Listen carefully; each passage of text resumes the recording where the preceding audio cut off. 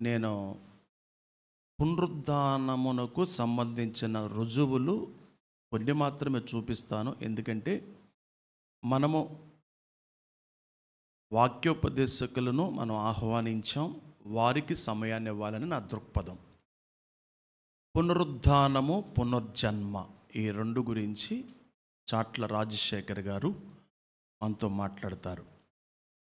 విశ్రాంతి దినము గడిచిన తర్వాత ఆదివారము నాడు తెల్లవారుతూ ఉండగానే మగ్ధలేనే మరియ మరో మరియ సమాధిని చూడడానికి వచ్చారు. అంతకుముందు ఒక పెద్ద భూకంపం కలిగెను. ఎందుకంటే ప్రభువు దూత ఒకడు పరలోకము నుంచి దిగివచ్చి ద్వారము నుంచి ఆ రాయి దొర్లించి దాని మీద కూర్చున్నాడు. అయితే అతడి రూపము మెరుపులాగా ఉంది. అతని వస్త్రం చలి మంచంత తెల్లగా ఉంది. అతని భయము చేత కావలి వారికి వణుకు పుట్టి చచ్చినంత పని అయింది. చచ్చిన వారి వలె మూర్ఛిల్లిపోయారు అని అక్కడ మనం మామూలు బైబిల్లో చూస్తూ ఉన్నాం. అంటే వాళ్ళు షాక్కు గురైపోయారు. మూర్ఛ అంటే స్పృహ లేని వారిగా పడిపోయారు. ఇది జరిగింది అక్కడ. చూసినప్పుడు దేవదూత ఆ స్త్రీలతో, ఇక్కడ మొట్టమొదటిగా మనం మత్తయి సువార్తలో గుర్తించాల్సిన పాయింట్ ఏంటంటే దేవదూతలు సాక్ష్యం చెప్పారు. హల్లెలూయా చెప్పండి. ఎవరు సాక్ష్యం చెప్పారు? దేవదూతలు సాక్ష్యం చెప్పారు. భయపడకండి, సిలువ వేయబడ్డ యేసును మీరు వెదకుచున్నారని నాకు తెలుసు.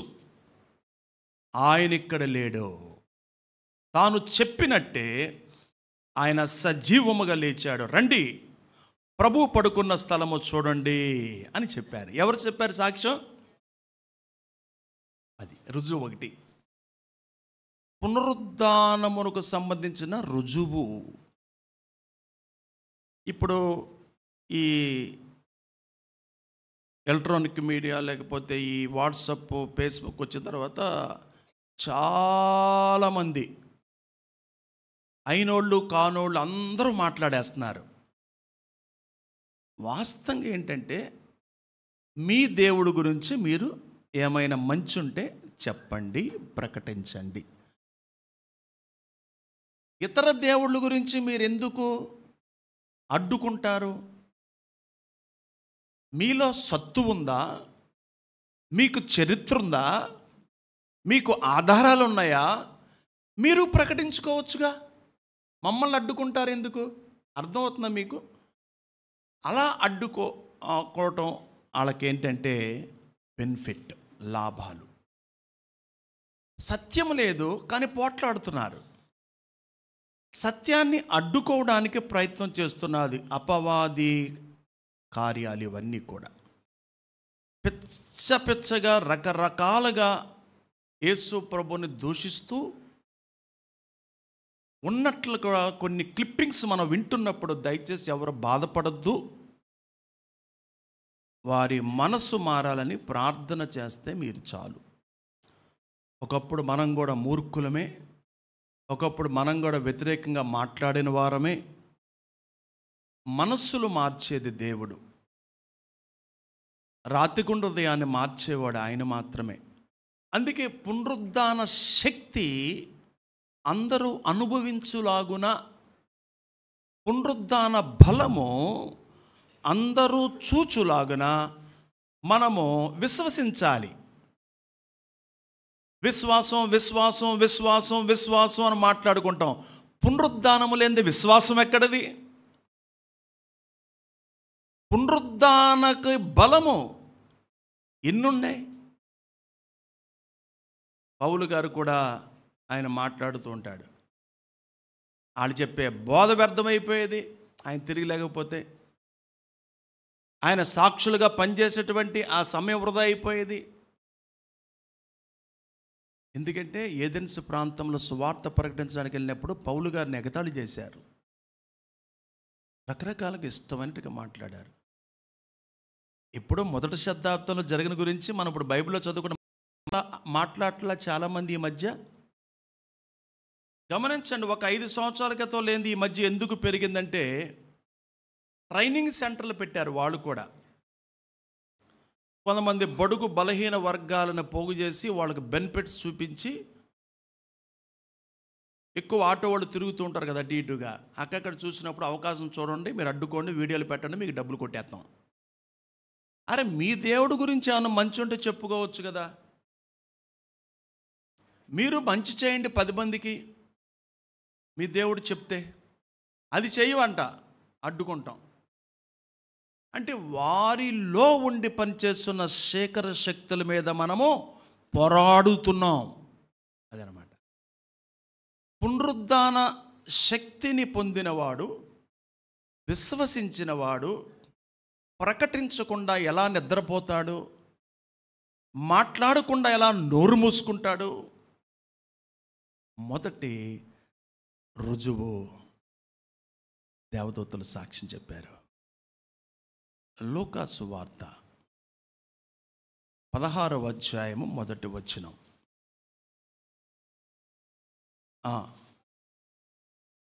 మార్కు సువార్త 16:1. మైక్.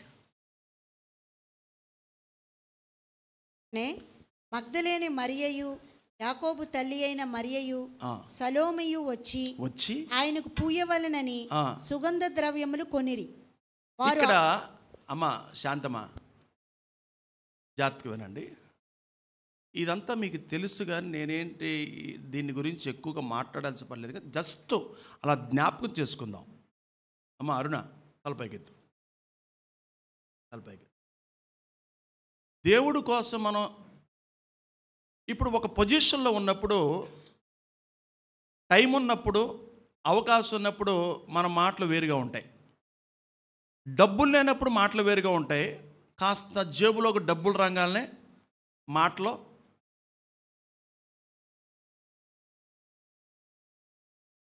నిజమే కదా. ప్రభు మన కళ్ళ ముందు ఉన్నప్పుడు ఏదైనా మనం చేయగలగాలి. ఇప్పుడు మనం ఎలా అనువైంపు చేసుకోవాలంటే, ఇప్పుడు సువార్తకు ద్వారాలు మనకు తెరవబడ్డాయి, పెద్ద ఆటంకాలు లేవు. మీరు ఎవరైనా బైబిల్ ఇవ్వాలన్నా, సువార్త మీటింగ్లు పెట్టాలన్నా, లేక బలపరచాలన్నా, దేవుణ్ణి గణపరచడానికి నానా రకాల టెక్నికల్ విధంగా మీరు వాడుకున్నప్పటికీ మీరు అవకాశం ఉంది. అవకాశం ఉన్నా తర్వాత చూద్దాంలే, ఇప్పుడు కొద్దిగా పరిస్థితులు బాగాలేదు, తర్వాత చూద్దాంలే, పెరిగాక చూద్దాంలే, జీతం పెరిగాక చూద్దాంలే, పొలాలు రేట్లు పెరిగాక చూద్దాంలే, మాకు ప్రమోషన్ వచ్చాక చూద్దాంలే అంటే, చూద్దాం అనే మాట మీరు ఎప్పుడు కూడా ఇంటూ కొట్టుకోండి. ఈరోజే దేవుణ్ణి మహింపరచడానికి. సుగంధ ద్రవ్యాలు కొన్నారు, చాలా విలువైన డబ్బు ఖర్చు పెట్టి కొన్నారు, కానీ అక్కడ ఎవరు లేరు, యేసు లేడు, పారేశారు. అంటే అవకాశం ఉన్నప్పుడే ఏ విధమ చేతను దేవుడు మనం మహింపరచాలి, కానీ తర్వాత మనుషులు చచ్చిపోయిన తర్వాత ప్రేమ పెరిగిద్ది కదండి. నేను చాలాసార్లు విన్నాను, ఏంటండి ఏంటి అంటే, ఏమి లేదండి, అల్లం పచ్చడి పెట్టాలండి, ఎందుకంటే ఆయనకి చాలా ఇష్టం. ఆయన తింటాడా? తినేది విశ్వాసులే కదా, చుట్టాలే కదా అని ఒకళ్ళు చెప్పారు. ఏం పచ్చడి ఇష్టం అంట? ఎవరికి? మట్టిలో ఉన్న ఆయనకి. ఇంకొకరు అన్నారు, చేపల కూర ఇష్టం అండి అని అన్నారు. చేపల కూర తింటేనే వెళ్ళిపోయాడు కదా. ఇప్పుడు చేపల కూర ఇష్టమైతే ఎవరు తినాలి? ఇప్పుడు మనం తినాలి కదా. ఇలా మానేసేయండి, దయచేసి మానేసేయండి. ఇలాంటి మాటలు అసలు చెవులో పడకూడదు. దేవుడికి మహిమ కలిగే మాటలు కాదు, నీ స్తోమతను బట్టి నువ్వు చేయమని దేవుడు చెప్పాడు. నీకున్న అవకాశము కొలది దేవుడు మహిమపరచాలనే దృక్పథముతో నువ్వు చేయాలి. మగ్దలేని మరియా విలువైన తీసుకొచ్చారు, ప్రభువు లేడు అక్కడ, ఉపయోగం లేదు. లూకాసు వార్త 24వ అధ్యాయము 3వ వచనం. కొద్దిగా స్పీడ్గా చదవండి. లూకాసు వార్త 24:3.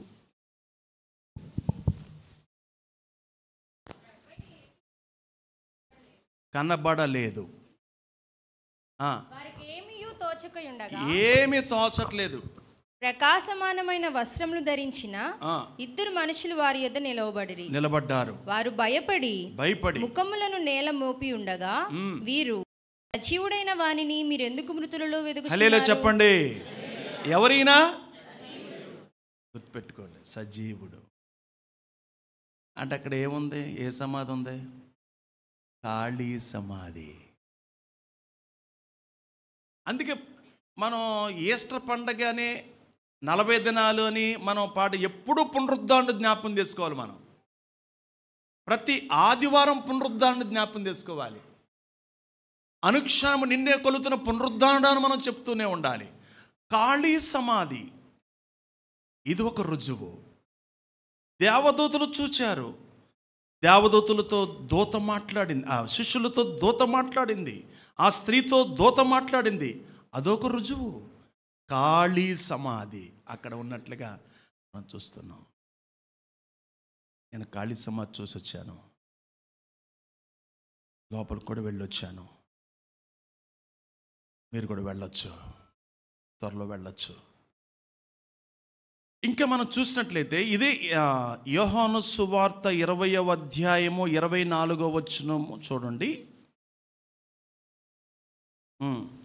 12 మందిలో ఒకడైన దిదుమా అనబడిన తోమా వారితో లేకపోయాను. యేసు ప్రభుకి ఎంతమంది శిష్యులు? ఒకడు మిస్ అయిపోయాడు ఇక్కడ. యోధా ఇస్ ఓకే, డిఫరెంట్. ఇక్కడ తోమా గారు లేడు. తోమా గారికి నిక్నేమ్ ఏంటండి?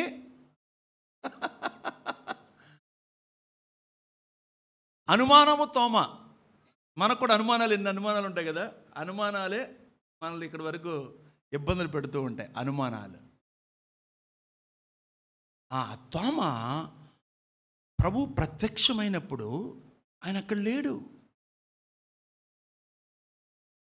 ఆ తర్వాత మనం అనుమానించాడు. 1 పేతురు 1వ అధ్యాయము 8వ వచనం చదవండి. మీరు ఆయనను చూడకపోయినను ఇప్పుడు మన గురించి ఇది మన గురించి.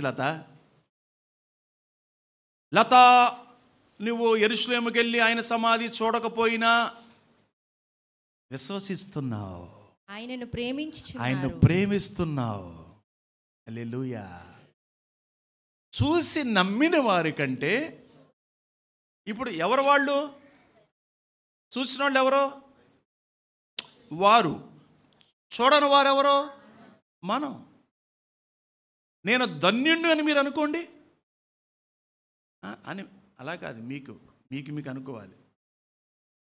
నేను ధన్యుణ్ణి. ఎందుకు ధన్యులయ్యారు? విశ్వసించారు. ఆయన్ని విశ్వసించారు మీరు. పునరుద్ధానం లేకపోతే విశ్వాసానికి విలువ లేదు. పునరుద్ధానం లేకపోతే సిలువకు విలువ లేదు.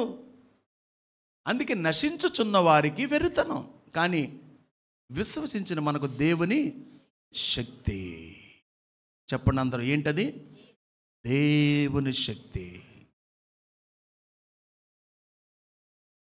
నిన్న మా అమ్మగారు చెప్తున్నారు ఎవరి గురించో. ఇష్టపూర్వకముగా, హార్ట్ఫుల్గా అంటే తెలుగులో హృదయపూర్వకముగా వెళ్ళి ప్రార్థన చేస్తున్న స్థలంలో కూర్చొని, పాటలు పాడుతున్న స్థలంలో కూర్చొని లీలమైపోయి ఉన్నప్పుడు ఆటోమేటిక్గా స్వస్థత వచ్చేసిందంట వాళ్ళకి. ఏంటి విచిత్రం? గమనించండి.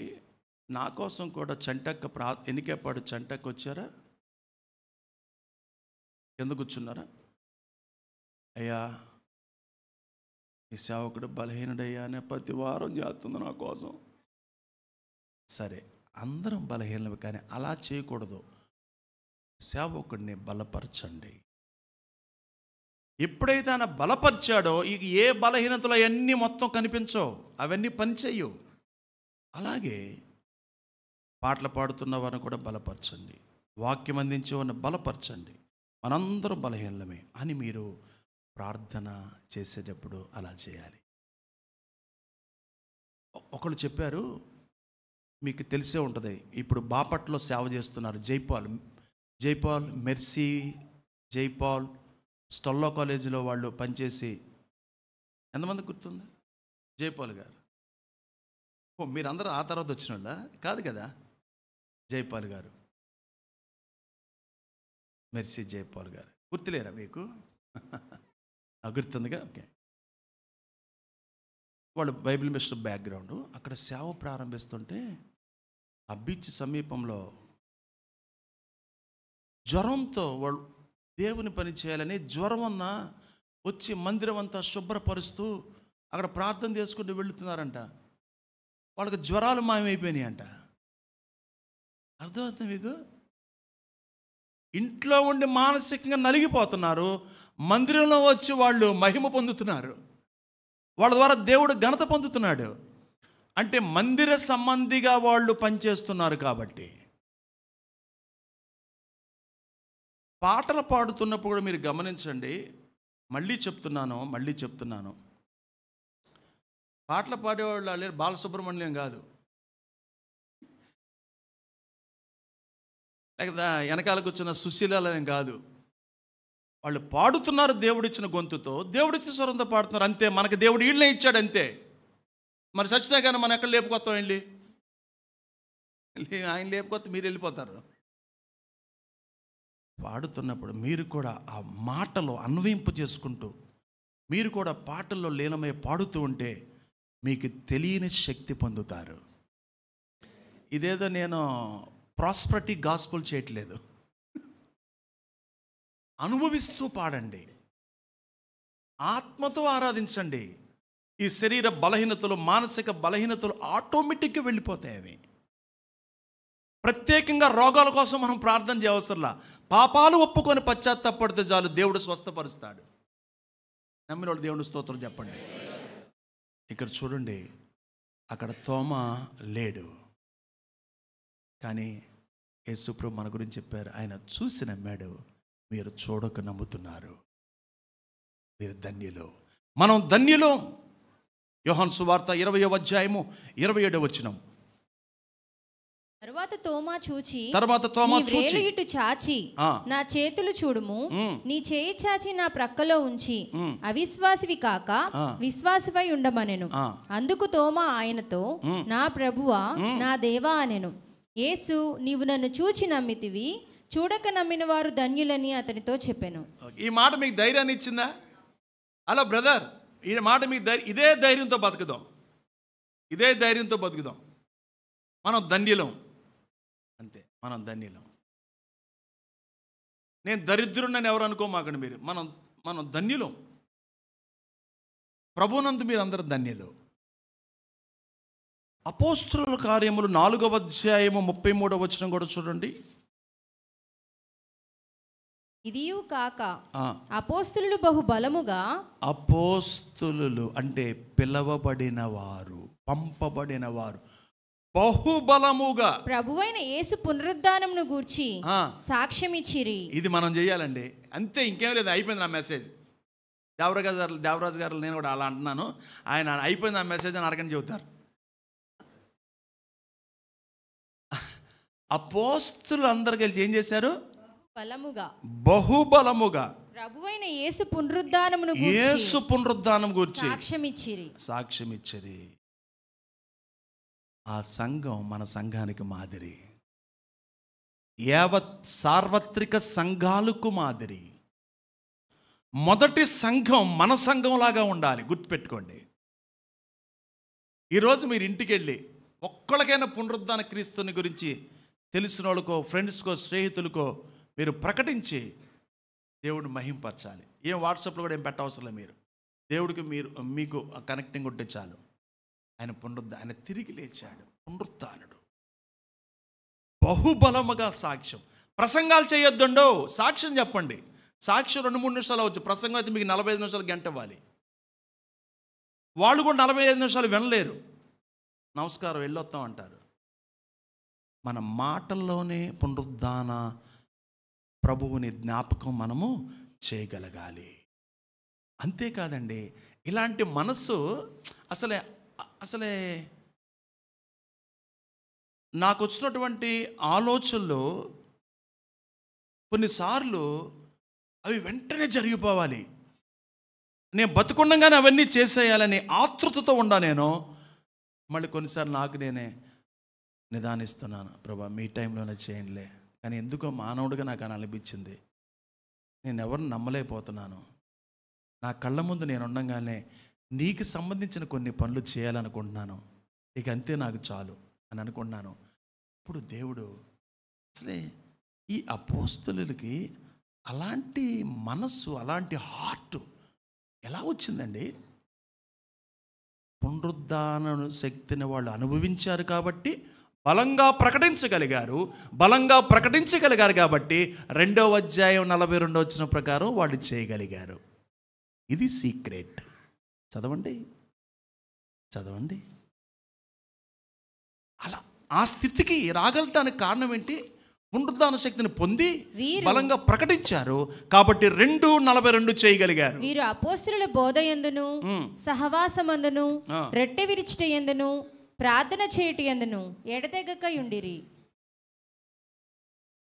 3-7 లాగా రాత్రి సాక్ష్యం చెప్తున్నారు. 3-7 నా కోసమే పెట్టారేమో ప్రార్థన, 3-7 నా కొరకు పెట్టారేమో ప్రార్థన. విన్నారు కదండి సాక్ష్యం. నేను వచ్చి కూర్చున్నాను, నా బాధ మామూలు బాధ కాదు, ఒంటరిదాన్ని, విధవరాల్ని, నా కోసం పెట్టారేమో. నా బాధ ఎవరికి తెలియదు, మామూలు విషయం కాదు. కానీ ప్రార్థనలో కూర్చుంటే దేవుడు కార్యం చేశాడు. చెప్పింది తెలియదండి, మనకేం తెలియదు. ఏమండి, మీరు నాకన్నా వయసులో పెద్దోళ్ళు ఉన్నారు, చిన్నోళ్ళు ఉన్నారు. Very shortly coming soon 50 years.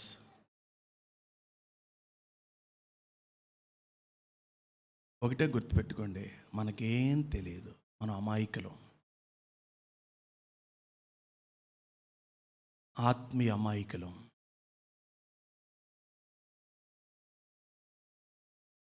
నలభై 42వ వచనం మళ్ళీ బిగ్గరగా చదవండి.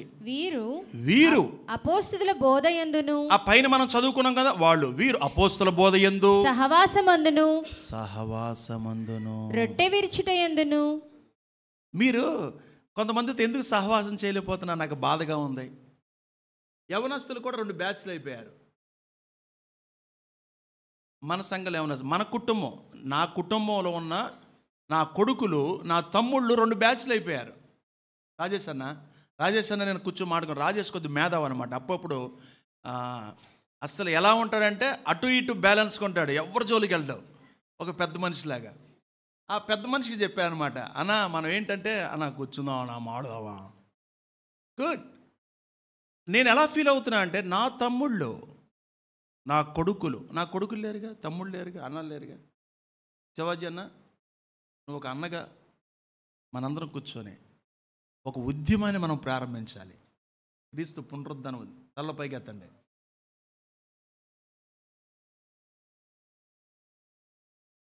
ఏమీ లేదు, సబ్జెక్ట్ లేదు. మీరు కూడా బ్రదర్స్ కొంతమందిని కలవలేకపోతున్నారు, సిస్టర్స్ మీరు కొంతమందిని మొహం చూసి వందనాలు చెప్పలేకపోతున్నారు. స్వయంగా చెప్తున్నాను, ఈ మైక్లోంచి నాతో చెప్పి బాధపడ్డారు.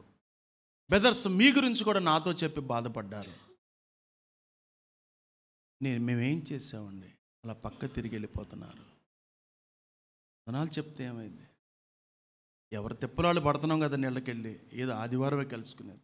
ఎందుకలా పరిగెత్తుకుంటూ వెళ్ళిపోతున్నారు? ఒక్క 5 నిమిషాలు ఆగి వందనాలు చెప్పి పలకరించుకొని, మా బాధ గురించి మీరు తెలుసుకొని, మీరు ఎప్పుడైతే తెలుసుకున్నారో మీ బాధ గురించి మేము కూడా అడుగుతాం కదండి. ఇదేనండి ఫెలోషిప్ అంటే. సహవాసం చేయటం వేరు, సహవాసాన్ని అనుభవించటం వేరు. ఇప్పుడు నేను చెప్పానే, ఇది అనుభవించడం అంటే. ఇక మోటార్ సైకిల్ డ్రుర్ డ్రుర్ అని స్టార్ట్ చేస్తాడు ఒక ఆయన, ఎక్కువ ఎక్కువ ఎక్కువ, ఎక్కువ. ఎక్కడికి వెళ్ళిదారు? రోడ్డు మీద అక్కడ ఆపేస్తారు, ట్రాఫిక్లో ఆప కూర్చో. అక్కడ ఉంటే ఒక 5 నిమిషాలు 3 నిమిషాలు మాట్లాడుకునేవాళ్ళు కదా. సీఎం మొత్తం పావుగంట ఆపారు, సరిపోయిందా తెక్క తిన్నగా?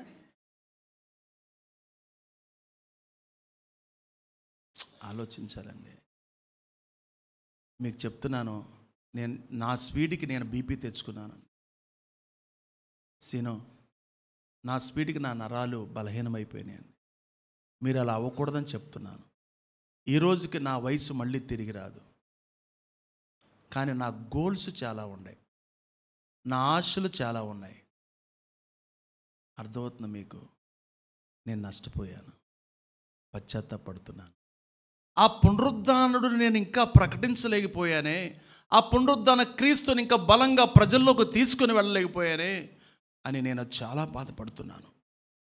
మన సంఘం కూడా అలా ప్రకటించాలి. అమ్మ 42 చదివావు కదా, కంటిన్యూ చేస్తాను. అపోస్తలుల బోధయందును సహవాసమందును రొట్టె విరుచుట యందును అన్న రుంచున్నా రొట్టె విరుచుట యందును ప్రార్థన చేయుట యందును ఎడతెగక ఉన్నారు. తర్వాత అప్పుడు ప్రతివానికి నీ భయము కలిగెను. చూసారా? స్టెప్ బై స్టెప్ చూసారా? ఏం జరిగింది? ప్రజల్లో ఏం కలిగింది? భయం వచ్చింది. డియర్ బ్రదర్స్, మీరు కొన్నిసార్లు అలా చేస్తున్నారేంటి, ఇలా చేస్తున్నారేంటి, మీరు పెత్తనాలు కొన్నిసార్లు పెత్తనాలంటే పెత్తనాలు కొద్దిగా పెద్దరికంగా చేయాలనుకోవచ్చు మీరు, కానీ మీ మాట వినాలంటే ఈ ముందే జరగాలి. ఆయన ప్రార్థనాపరుడు, నాకు చెప్పిన వ్యక్తి సహవాసములో ఉన్న వ్యక్తి, నాకు చెప్పిన వ్యక్తి ఆత్మీయుడు. అందుకు భయపడతారు. మీరు పరిచర్యలో ఏమి లేకుండా, ఈ సహవాసం ఏమి లేకుండా చెప్తే, ఏం నువ్వు చెప్పేది మాకు అన్న చెబితే మేము వింటాం అంటారు. ఎరా బాబు అంటారా? హలో, మీరు చెప్పినాయి కదరా నేను చెప్పేది ఇప్పుడు. అది వాళ్ళు చూస్తున్నారు. అన్న మీరు చెప్తే మేము చేస్తాం అని అంటున్నారు. అంటే అక్కడ ఏం చూశారు? ఎంతకాలం ఇది కొనసాగుతుంది? చాలా తప్పు చేస్తున్నాం. అమ్మా చదువమ్మ మళ్ళీ. అప్పుడు ప్రతివానికి నీ భయం కలిగింది, మరియు అనేక మహత్కార్యములను భయం కలిగింది, ఆత్మీయ భయం కలిగింది. అప్పుడు వెంటనే ఏం జరిగింది తెలుసా? 1 by 1 ఏం జరిగింది? నాగరాజు నాని 1 by 1 ఏం జరిగింది తెలుసా? ఈ సహవాసం వలన దానికి ముందు పునరుద్ధాన శక్తిని ప్రకటించారు. అప్పుడు ఏమైంది? అనేక మహత్కార్యాలు జరిగాయి, సూచక క్రియలు దేవుడి ద్వారా జరిగెను. అబ్బా, ఇదండి ఇప్పుడు మన ద్వారా జరగట్లా అనుకుందాం, చిన్న చెత్త జరుగుతుంది అనుకుందాం. జరగాలంటే దానికి ముందు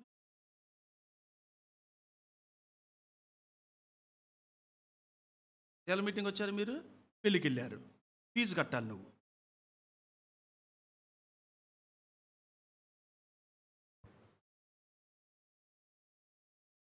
ఇది కొద్దిగా మనం స్టడీ చేస్తే అర్థమైంది భాగ్యలక్ష్మి. సూచక్రియలు జరిగాయి, మహత్కార్యాలు జరిగాయి, అద్భుతాలు జరిగాయి, మనకు జరగలేదు కాదు. దానికి ముందు ఏం చేశారు? వాళ్ళు పునరుద్ధాన శక్తిని చూశారు, అనుభవించారు, ప్రకటించారు, సహవాసం కలిగి ఉన్నారు, ప్రార్థన చేశారు, రొట్టె విరిచారు, ఎడతెగక ఉన్నారు. వారిని బట్టి అందరికీ ఏం కలిగింది? భయం కలిగింది. ఆ తర్వాత దేవుడు వాళ్ళని వాడుకున్నాడు. ఇదే సంఘం అంటే. అందుకే పాతాళ ద్వారంలో సంఘము ఎదుట, ఏ పాతాళ ద్వారం అంటే ఎవడు, ఏ శత్రువు కూడా నిలబడలేడు, ఏ అపవాది తంత్రాలు కూడా సంఘం మీద పనిచేయవు. అంటే మనకున్నటువంటి బలాన్ని బట్టి. ఓకే, లేఖనాలు సాక్ష్యం ఇచ్చాయి. చెప్పండి ఇప్పుడు, క్రైస్తవుడు అంటే సాక్ష్యము కలిగిన వాడు. మీ నోటితో చెప్పండి అందరూ. క్రైస్తవుడు అంటే సాక్ష్యము కలిగిన వాడు. అంతేకాకుండా క్రీస్తును రుజువు చేసేవాడు. పోట్లాడటం ద్వారా కాదన్నా, గొడవల ద్వారా కాదన్నా, మన క్రియలను బట్టి రుజువు చేయాలి. ప్రభువును చూచానని మగ్దలేన మరియ సాక్ష్యం ఇచ్చింది. పునరుద్ధాన మేళ్ళు పొందారు. అంతేకాదు మరణములో నుండి జీవములోనికి, చీకటిలోంచి వెలుగులోనికి, దుఃఖములో నుండి ఆనందములోనికి, నిరాశలోంచి నిరీక్షణలోనికి రావడానికి దేవుడు కార్యం చేశాడు. ఇంకా పునరుద్ధానం గురించి మనం ఇంకెక్కువ ఏం మాట్లాడుకోలే. సందర్భాన్ని బట్టి, సమయాన్ని బట్టి మీరు స్టడీ చేసుకోవచ్చు, మీరు చదువుకోవచ్చు. ఒకటే గుర్తుపెట్టుకోండి, మనకు శక్తి. నమ్మండి, విశ్వసించండి, అనుభవించండి, ప్రకటించండి. సహవాసములో నిర్లక్ష్యంగా ఉండకండి. అద్భుతాలు, సూచక్రియలు ఎవడు అడగవసరం లేదు, అయ్యే జరుగుతాయి. అప్పుడు సంఘం ఆటోమేటిక్గా విస్తరించిద్ది. రామరపాటు ఎనికేపాడు, ఎనికేపాటు గుణదలాట్టు, ఆ తర్వాత ఐ డోంట్ నో. ప్రభు ఈ వాక్యము చేత మనల్ని బలపరచునుగాక. ఆమేన్. బెదర్స్ లేచి నిలబడండి.